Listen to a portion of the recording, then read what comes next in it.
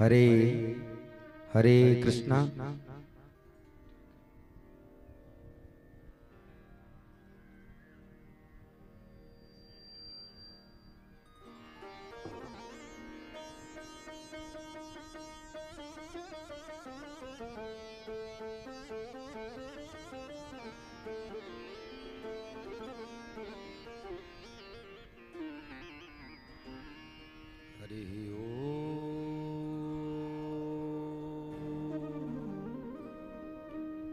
स्वस्ति श्री गणेशाय नमः। स्वस्ति श्री गणेशाय नमो नमः। सिन्दूरारुणगण्डमण्डलमदा मोद प्रमद भृंगिका झंकारेण कलेन कर्ण मुरज ध्वानेन मंद्रेण च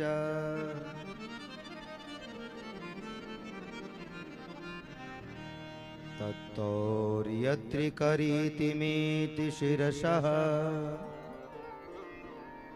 शश्वन्मदान्दोलनम्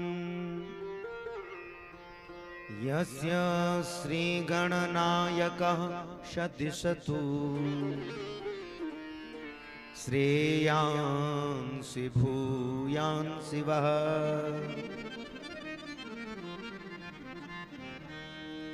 नामापि ते च मधुरम् मधुरं स्वरूपम् कर्मापि ते च मधुरं मधुरा स्मृतिश्च। बुद्धिप्रबोधय प्रभो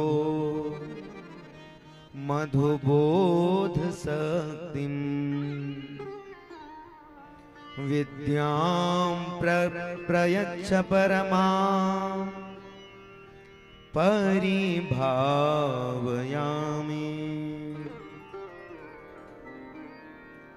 यच्छक्त्यो वदतां वादिनां वै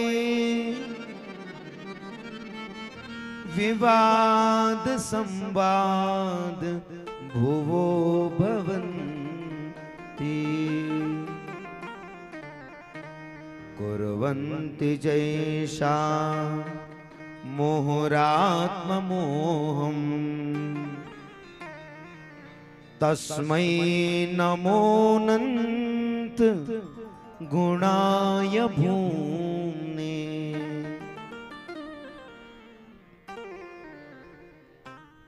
तारानायक शेखराय जगदा धाराय धाराधर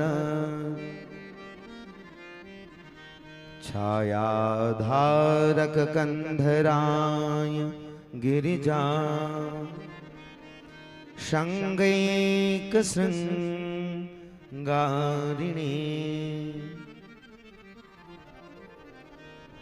नद्यासे खरिणी दृशा तिलकिने नारायणे नास्त्रिणे नागै कंकणिने नगे नगृहिणे नाथायसे यम्नतिः। नमोस्तु गुरुवे तस्मै इष्टदेव स्वरूपिणे यस्य वागमृतं हन्ति विषम संसार संज्ञकम् नारायणं नमस्कृत्य नरं चैव नरोत्तमम् देवीं सरस्वतीं व्यासं ततो जयमुदीरये।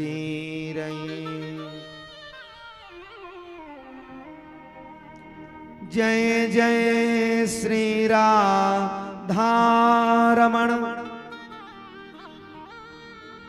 जय जय नवल किशोर जय गोपी चित चोर प्रभु जय जय माखन चोर। ब्रज 84 कोश में 4 ग्राम निज धाम वृंदावन अरु मधुपुरी वर्षानो नंदग्राम। चलो सखी वहां जाइए जहां बसे ब्रजराज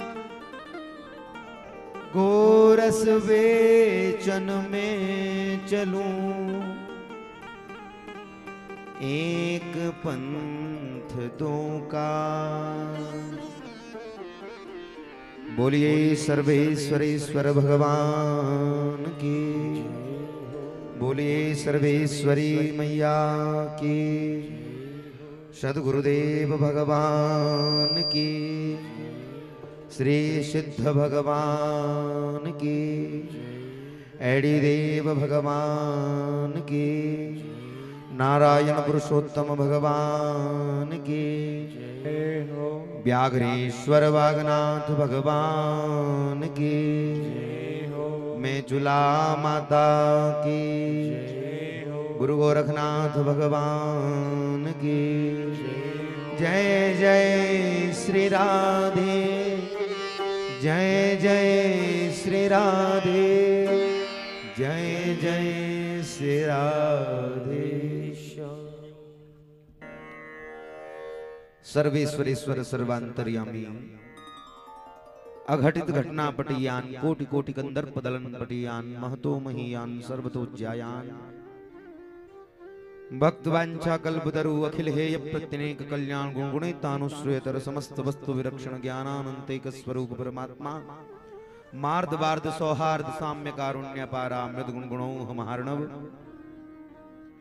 भगवान नंद नंदन यशोदानंद वर्धन भगवान कृष्णचंद्र जी महाराज एवं भगवान की ही वांग्मयी प्रतिमूर्ति अक्षर ब्रह्म स्वरूप कही जाने वाली यह सात्वत संहिता श्रीमद् भागवत महापुराण कथा भगवान भूत भावन श्री सिद्ध बाबा की दिव्य कृपा से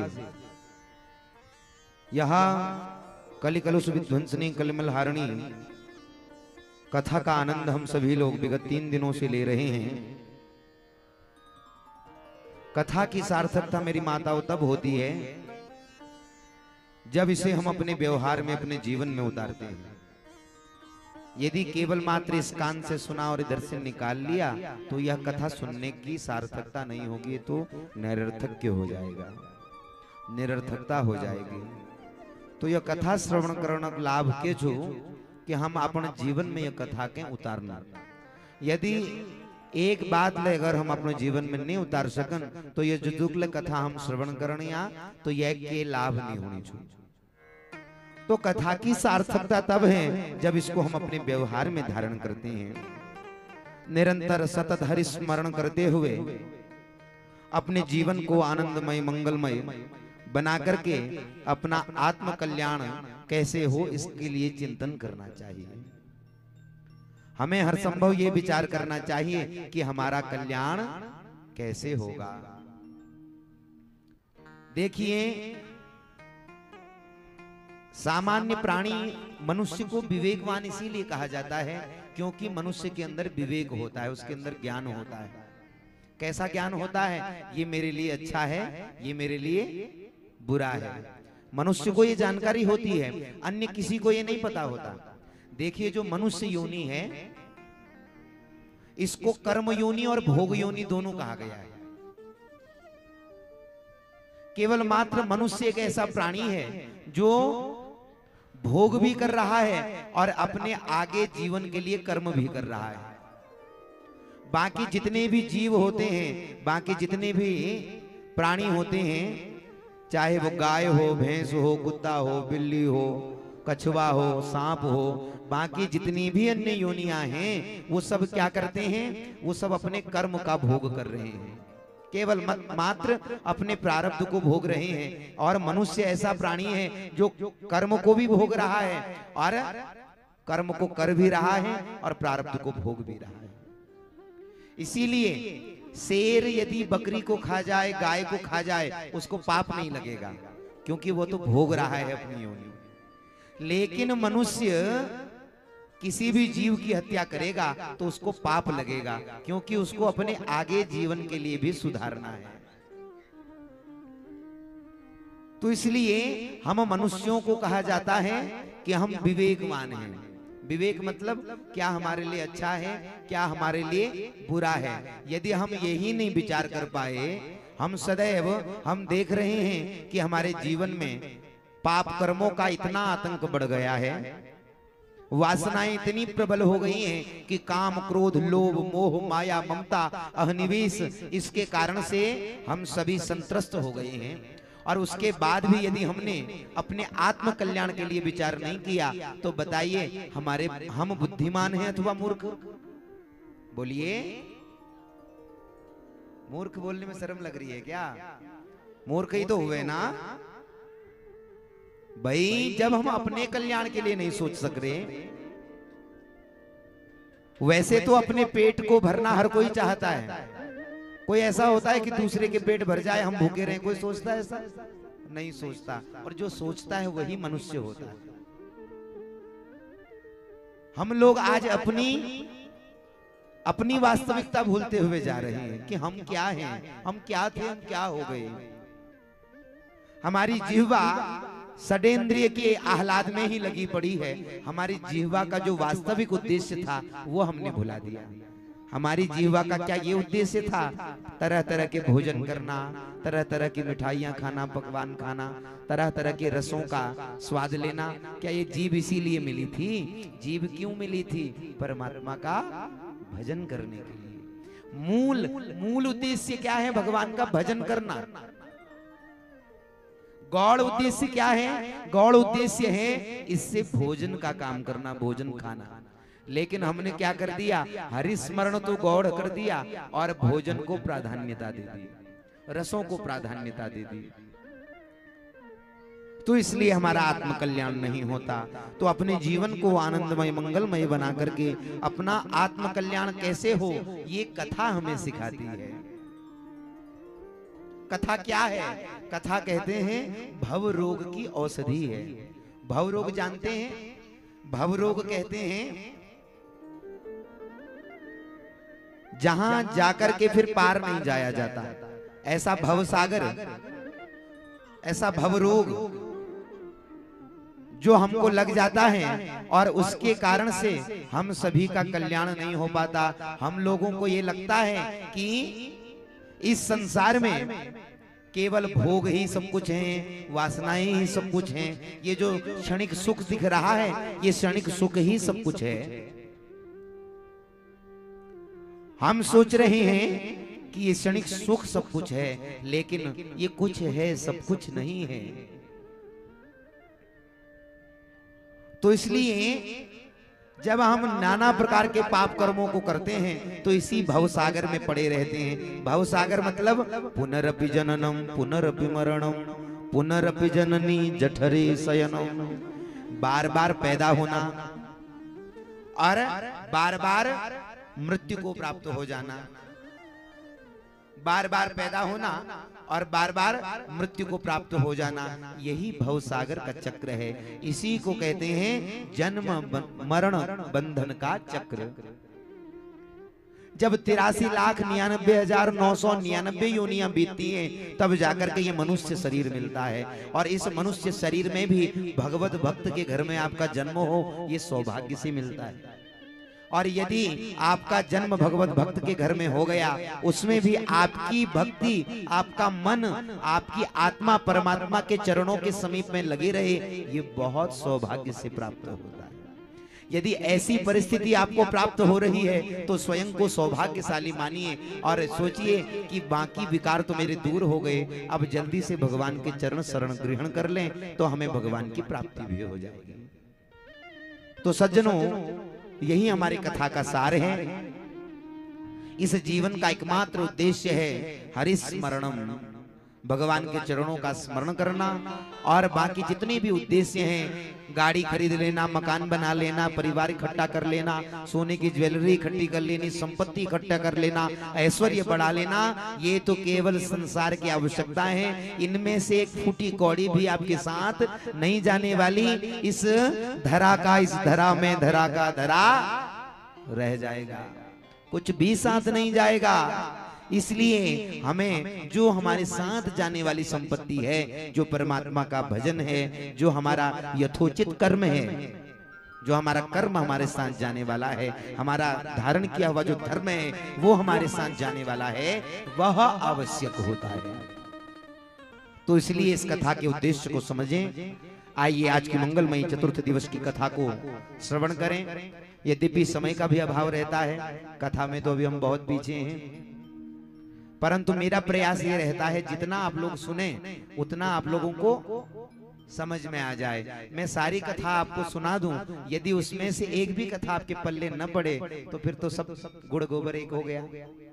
तो इसलिए जितना सुने, देखिए कथाएं आपने बहुत सुनी होंगी, आगे भी सुनते रहेंगे, लेकिन जितना मैं आप लोगों को बता करके जाऊंगा शायद वो आपके लिए एक नई जानकारी होगी, ऐसा मेरा प्रयास रहेगा।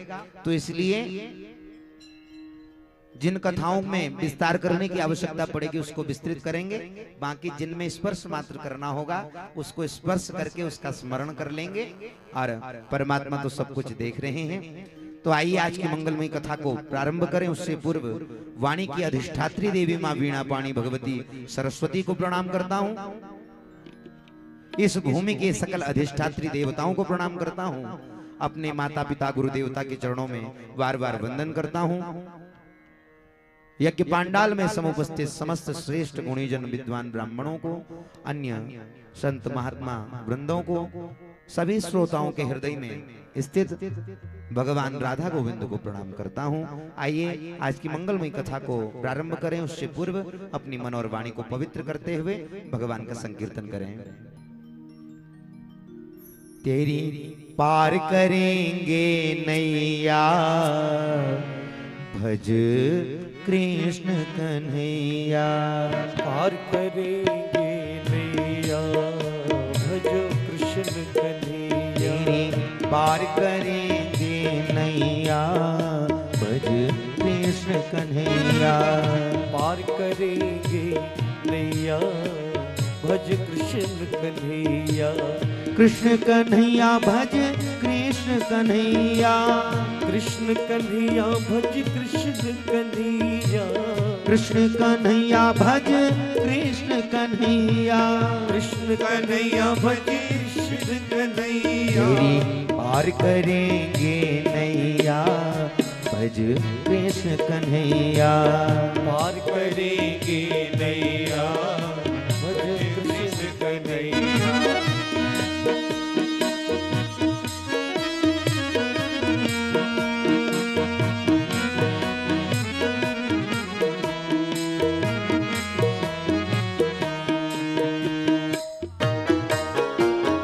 हरि बोल।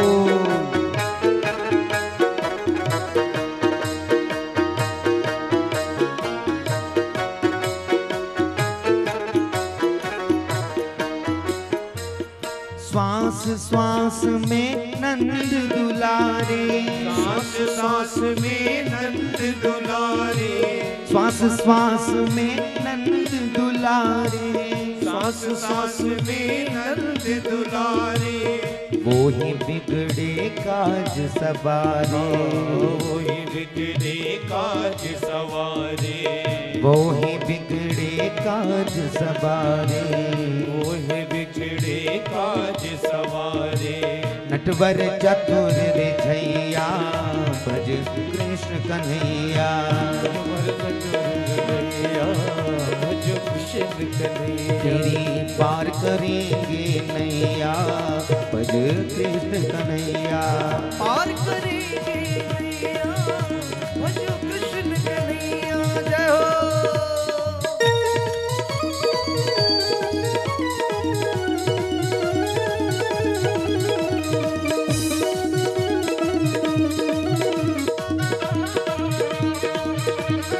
हरि बोल।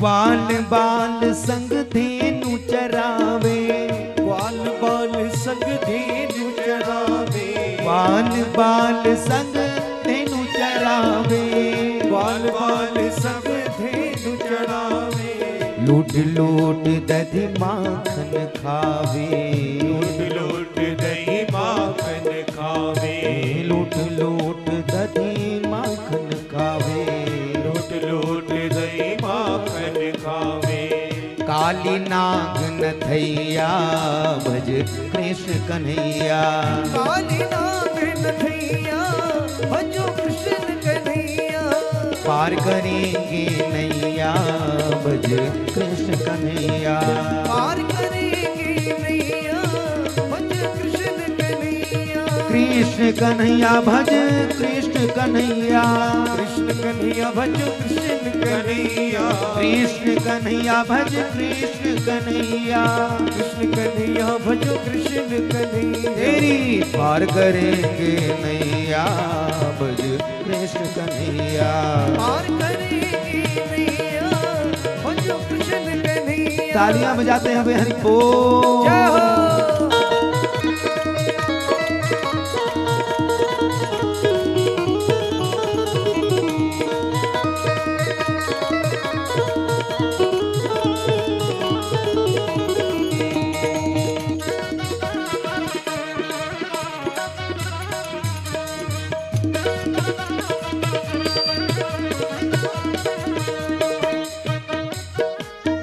अब लाखों दे शरण न कोई, अपना शरण न कोई, अब लाखों दे शरण न कोई, अपना को दे शरण न कोई, भरी सभा में द्रौपदी रोई, हमारी सभा में द्रौपदी रोई, भरी सभा में द्रौपदी रोई, हरी सभा में द्रौपदी रोई, तब पहुँचे चीर बढ़ैया भज कृष्ण कन्हैया, चीर बढ़ैया भजो कृष्ण कन्हैया, तेरी पार करेंगे नैया भज कृष्ण कन्हैया, पार करेंगे नैया भजो कृष्ण कन्हैया। जय हो।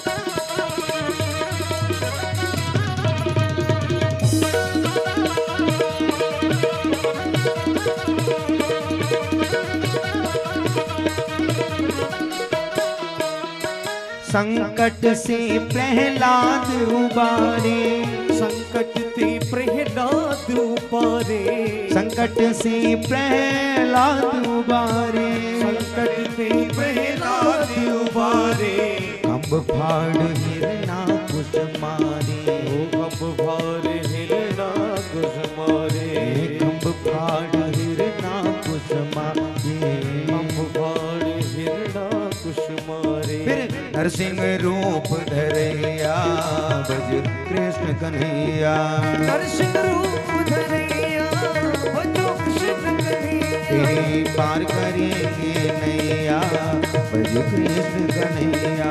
पार करेंगे नैया भजो कृष्ण कन्हैया। जय हो। बोलिए श्री कृष्ण भगवान की।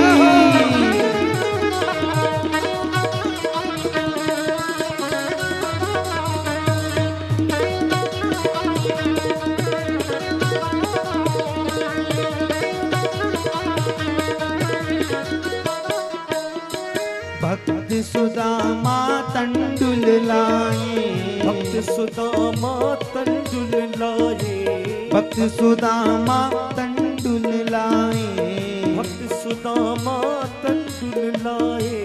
बड़े प्रेम से भोग लगाए, बड़े प्रेम से भोग लगाए, बड़े प्रेम से भोग लगाए, बड़े प्रेम से भोग लगाए। कैसे भोग लगाया? कह कर भैया भैया गज कृष्ण कन्हैया। कह कर भैया भैया भजो कृष्ण कन्हैया। पार करेंगे नैया भज कृष्ण कन्हैया। पार करेंगे नैया भजो कृष्ण कन्हैया। कृष्ण कन्हैया भज कृष्ण कन्हैया। कृष्ण कन्हैया भजो कृष्ण कन्हैया। कृष्ण कन्हैया भज कृष्ण कन्हैया। कृष्ण कन्हैया भजो कृष्ण कन्हैया। तेरी पार करेंगे नैया भज कृष्ण कन्हैया।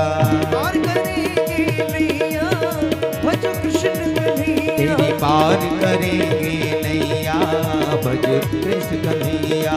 पार करेंगे नैया भजो कृष्ण कन्हैया। तेरी पार करेंगे नैया भज कृष्ण कन्हैया। पार करेंगे नैया भजो कृष्ण कन्हैया। भज कृष्ण कन्हैया। भज कृष्ण कन्हैया। भज कृष्ण कन्हैया। भज दाऊ जी के भैया कृष्ण कन्हैया। भज दाऊ जी के भैया। भज कृष्ण कन्हैया। भजो कृष्ण कन्हैया। भज कृष्ण कन्हैया। भज कृष्ण कन्हैया। भज कृष्ण कन्हैया।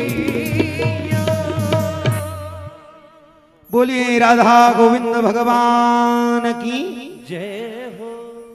जब जयकारा लगाते हैं तो दोनों हाथ खड़े करके भगवान को ही बताया जाता है कि भगवान हम यहाँ आ गए हैं। बोलिए सिद्ध गगर चूला धाम की। जितने लंबे हाथ जिसके होंगे ना उसी का हाथ पकड़ करके भगवान ले जाएंगे। हाँ, तो इसीलिए सभी से निवेदन, हाजिरी जब लगानी है तो खड़े करके दोनों हाथ। तो सज्जनों, या दिव्य मंगलमयी कथा को आप लोग हृदयंगम कर रहे हैं। भगवान का जो पवित्र नाम है यदि एक बार भी मुख से निकल जाए तो ये मुख का भी सौभाग्य होता है। और ऐसे परमात्मा जिनकी मंगलमयी कथा को हम लोग हृदयंगम कर रहे हैं। सज्जनों, कृष्ण नाम का स्वभाव है जो सबको आनंद दे करके अपनी ओर आकर्षित करता है।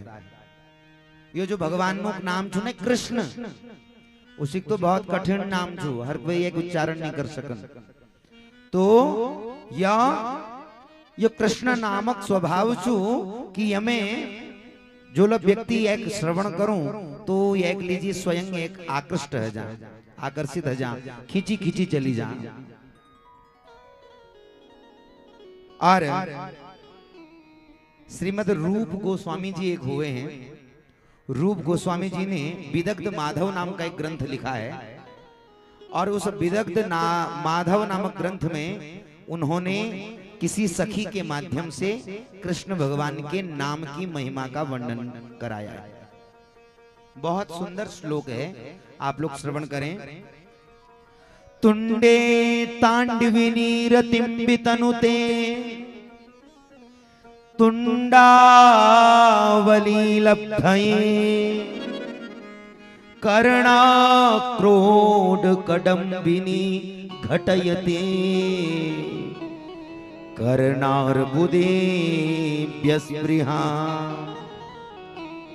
चेतः प्रांगण संगिनी विजयते सर्वेन्द्रिया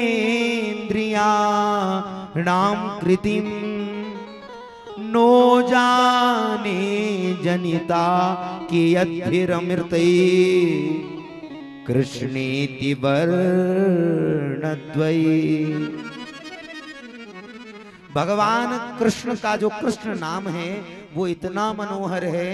कृष्ण शब्द का अर्थ होता है पापान करसतीति कृष्ण, जो पापों से अपने भक्त को खींच करके ले जाता है उन्हें कृष्ण कहते हैं। और रूप गोस्वामी जी कहते हैं ये कृष्ण, क्री और स्न, ये दो अक्षरों में, ये दो वर्णों में कितना प्रेम छिपा है। नो जाने कियत, नो जाने जनिता कियत भिरमृते कृष्णेति वर्णद्वयी। ये कहते हैं कि न जाने विधाता ने इसमें इन दो अक्षरों में कौन सा अमृत भर दिया कि कौन सा अमृत। अब उस अमृत की तुलना कर रही है। तुंडे तांडविनी रतिम वितनुते तुंडावली लब्धये, मतलब जब इस जिह्वा से कृष्ण नाम उच्चारित होता है, कृष्ण भगवान का नाम विनिर्गत होता है, तो फिर क्या होता है। जीभ एक बार जब भगवान का नाम ले लेती है तो क्या इच्छा करती है, तुंडावली लब्धे, हे भगवान हमारी जो जिह्वा है वो बहुत अधिक हो जाए कि प्रत्येक एक एक जिह्वा से कितने भगवान का नाम ले लें। तो तुंडे तांडविनी रतिम वितनुते तुंडावली लब्धये, जब जिह्वा भगवान के पवित्र नाम का उच्चारण करने लग जाती है तो कहते हैं जिह्वा ये लालसा रखती है कि मैं अनेक रूपों में विभक्त हो जाऊं। और कर्ण क्रोड कदम्बिनी घटयते कर्णार बुदेभ्य स्पृहा, जब कानों में भगवान का नाम पड़ता है, कान क्या सोचते हैं, हम हजारों हो जाते। क्या सोचते हैं, हम हजारों हो जाते। क्यों सोचते हैं कि भगवान कृष्ण का अधिक नाम हमारे कानों में सुनाई देगा। और जब जिह्वा के माध्यम से, कानों के माध्यम से चेतः प्रांगण संगिनी विजयते, जब वह इंद्रियों के साथ में जब हमारे चित्त प्रांगण में भगवान का नाम उतरता है तो कहते हैं संगिनी विजयते सर्वेंद्रियाणाम कृतिम, इंद्रियों की सभी कृतियों पर विजय प्राप्त कर लेता है। अर्थात न हाथ डुलना चाहते हैं, न मुंह हिलना चाहता है, सारे हमारे शरीर के जो अंग प्रत्यंग हैं वो निश्चेष्ट हो जाते हैं, वो निश्चेष्ट हो जाते हैं। और कहते हैं नो जाने जनिता कियद्भिरमृते कृष्णेति वर्णद्वये, न जाने विधाता ने ये कृष्ण वर्ण में कितना अमृत भर दिया। ऐसे कृष्ण भगवान की मंगलमयी कथा को आप श्रवण कर रहे हैं। सोचिए जिसके नाम में एक दो वर्ण के नाम में इतनी क्षमता है तो आप तो उसकी पूरी संहिता, उसकी लीला का चरित्र श्रवण कर रहे हैं, तो सोचिए आप कितने सौभाग्यशाली हैं।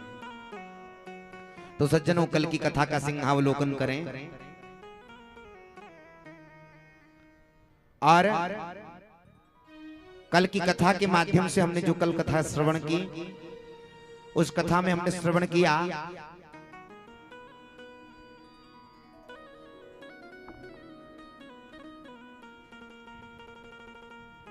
किस प्रकार से राजा परीक्षित जी को श्राप लगा।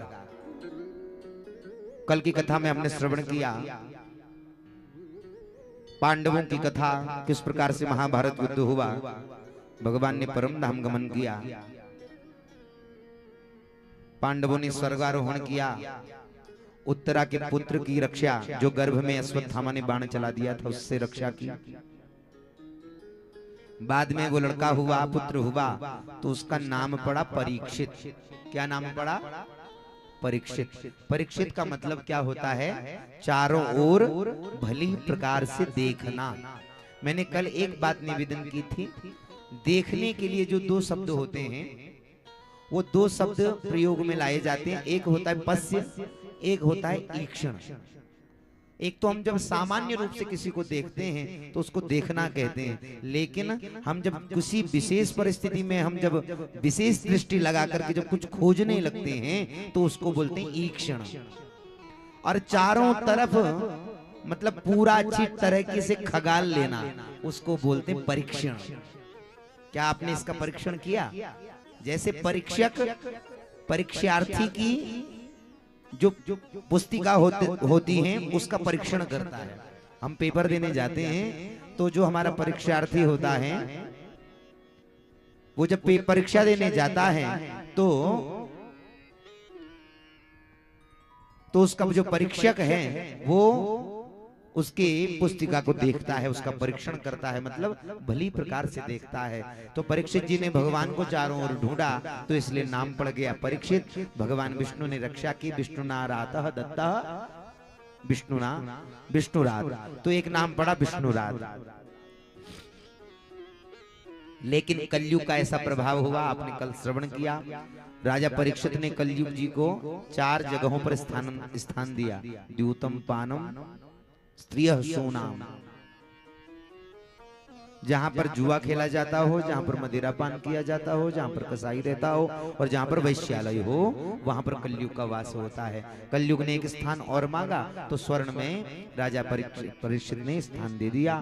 कालांतर में क्या हुआ आप सब लोग कथा जानते हैं। जरासंध के मुकुट को पहन करके परीक्षित जी महाराज आखिर खेलने के लिए गए, परंतु मुकुट के साथ में कलयुग सर पर बैठ गया, जिससे दुर्भावनाएं सम्पन्न हो गई मन में। एक महातपस्वी संत को उन्होंने पाखंडी समझ लिया, एक मरे हुए सर्प को उनके गले में डाला, जिससे उनका अपमान कर दिया। उनके पुत्र ने उस कर्म की सजा उनको दे दी कि 7वें दिन उनको तक्षक से मरने का श्राप दे दिया। अब परीक्षित जी को ये तो पता चल गया कि 7 दिन में मेरी मृत्यु होने वाली है। परीक्षित जी जान गए। देखिए हम लोग जान नहीं पाते कि हमारी मृत्यु कब होने वाली है। हम अगर ये बात सोचें, हम कहेंगे चलो भाई परीक्षित जी तो धन्य थे, उनको पता तो था कि हम 7 दिन में चले जाएंगे। अरे हम लोग भी तो 7 दिन में चले जाएंगे। हमने कौन सा यहाँ वर्षों का अपने नाम भूमि करवा ली। भाई एक जमीन आपने देखी होगी, वो जमीन एक जमीन 100 साल तक भी एक व्यक्ति के नाम पर नहीं रहती, 100 ही साल में नामों बदल जाता है। 100 साल एक व्यक्ति के नाम पर जमीन नहीं रह रही, तो आप सोचिए क्या वो आपके पास कितने वर्ष रह जाएगी। तो यह आवश्यक नहीं है। आज परीक्षित जी ने जब देखा कि 7 दिन में मेरी मृत्यु हो जाएगी तो सोचने लगे कि मेरी मृत्यु तो 7 दिन में है, अब मैं अपना मृत्यु उधार लीजिए में क्या करूं। कि लकी देखो मरण तो ये संसार में हर कोई रो, कोई ऐसा जो अमर हगो बताओ कोई हुए जिनका नाम अमर सिंह, वो भी मर गए। तो संसार में कोई अमर होने वाला नहीं है। एक हमारे कुमाऊनी में कथा प्रचलित है, एक व्यक्ति का नाम था ठेकुआ। क्या नाम था? जोर से बोलिए। देखिए जो सयाने लोग हैं उनको तो पता होगा, पर नए बच्चों को नहीं पता होगा। तो जो ठेकुआ था, अब बचपन के घर के नाम होते हैं सबके, किसी का कुछ न कुछ तो होता ही है। तो एक बार सौभाग्य से वो बड़ा व्यक्ति बन गया। अब जहां जाए लोग परिचय कराएं कि कौन है, तो कहीं भाई ये तो ठेकुआ जी। अब थोड़ा सा जो उसके आसपास के लोग थे वो उपहास करते, मजाक बनाते उसके, भाई कैसा नाम है। तो एक दिन श्रीमती जी ने देखा तो श्रीमती जी ने कहा देखो सब कुछ तो ठीक है, लेकिन ये नाम बदल लो। तो नाम में क्या रखा है? बोला रे नाम से बहुत प्रभाव पड़ता है, और आप नाम बदल लो। तो कहने लगा देख नाम का कोई प्रभाव नहीं होता, क्या पता मेरा नाम ऐसा हो तब मैं इतनी बड़ी जगह पहुंचा हूं। तो पत्नी की जिद हुई। अब स्त्री हट तो आप जानते हैं, तो उसने कहा नाम बदल लो। तो उसने कहा ठीक है। अब उसके समझ में नहीं आया क्या नाम रखूं। अब देखिए बचपन में जो नाम रख दिया। अब बड़े होकर के यदि नाम सुझाने लगो कि क्या रखें, तो सारे नाम कम ही महसूस होंगे। तो सोचने लगा क्या नाम रखूं, उसको कुछ नहीं सूझा, तो घर से बाहर निकल गया। तो जैसे ही घर से बाहर निकला तो उसी समय उसको एक झाड़ू लगाने वाली दिखी। उसने कहा देखो ये तो झाड़ू लगा रही है, तो जरूर इसका नाम भी बड़ा निकृष्ट ही होगा क्योंकि झाड़ू लगाने वाली है। तो गया तो कहने लगा बहन जी आपका नाम क्या है? तो उसने कहा लक्ष्मी मेरा नाम। क्या नाम है? लक्ष्मी। तो उसने कहा ठीक है। उसने कहा नाम लक्ष्मी और झाड़ू लगा रही। फिर आगे बढ़ा, आगे बढ़ा तो एक मंदिर पड़ा, मंदिर के पास में एक भिखारी खड़ा था, भीख मांग रहा था। तो उसके पास में गया, बोला जरूर इसका भी नाम ऐसे ही होगा। तो उसके पास में गया, बोला भैया आपका नाम क्या है? तो उसने कहा मेरा नाम है धनपति। क्या नाम है? अब जो धन का पति है वो क्या कर रहा है? जोर से बोलो। भीख मांग रहा है। फिर आगे बढ़ा, आगे बढ़ा तो उसी समय एक शव यात्रा आ रही थी। क्या आ रही थी? शव यात्रा। तो शव यात्रा आई तो लोगों ने उसको हटाया, अरे भैया हटो हटो हटो, शव यात्रा आ रही है। तो किनारे खड़े हो गया, तो आगे से राम नाम सत्य करके शव यात्रा जाने लगी। तो ये पीछे पीछे जो लोग चल रहे थे, अरे भैया ये क्या हो गया? बोला कोई चले गए। अच्छा कौन गए? बोला ये अमर सिंह जी थे। बोला अमर सिंह? नाम अमर है और ये चले गए? तो भाई ये कहता है भाई जब ऐसी स्थिति है तो मुझे अपना नाम नहीं बदलवाना। तो घर आया, श्रीमती जी ने कहा कुछ सोचा क्या नाम बदलना है? तो कहने लगा नहीं नहीं मेरा नाम जो ठीक है ठीक है। तो देवी जी ने कहा क्यों क्या हुआ? बोला नहीं नहीं बदलना। तो क्यों नहीं बदलना? तो क्या कहता है? लक्ष्मी जैसे झाड़ू लगाए धनपति मांगे भीख, और अमर सिंह जैसे मर गए ठेकुआ नाम का